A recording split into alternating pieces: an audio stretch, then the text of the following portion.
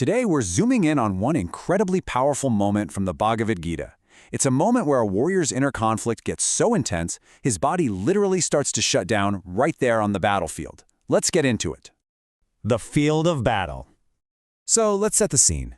The great warrior Arjuna is on his chariot, right in the no-man's land between two massive, ready-to-fight armies. He looks out and that's when it hits him. He's about to fight his own family, his teachers, his friends. A profound inner crisis starts to brew. And what happens next isn't some third-person description. It's Arjuna's own voice. We hear his raw, unfiltered cry as his inner world begins to collapse. dṛṣṭvemam sva-janaṁ kṛṣṇa yuyutsum samupasthitam sīdanti mama gātrāṇi mukhaṁ pariśuṣyati.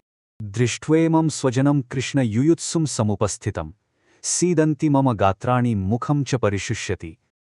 Okay, so what did we just hear? What do those powerful words actually mean? Let's break down this anatomy of despair piece by piece.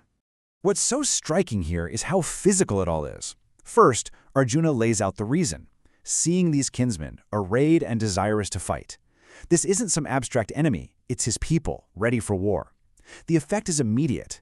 He doesn't say, I feel sad or I'm scared. He says, my limbs droop down. Can you feel that? It's a sudden, total loss of strength. And then, my mouth is dried up. You know, that's a classic, biological symptom of extreme fear or anxiety. So his emotional agony isn't just a feeling, it's manifesting in real time in his body. And this brings us right to the core lesson from this single verse. It's all about that undeniable connection between our mind and our body. Think about it. Before any of the deep philosophical debate begins, the very first sign of Arjuna's crisis is physical. His body becomes the first battlefield. It really drives home a crucial point. Profound emotional conflict isn't just something that happens in your head.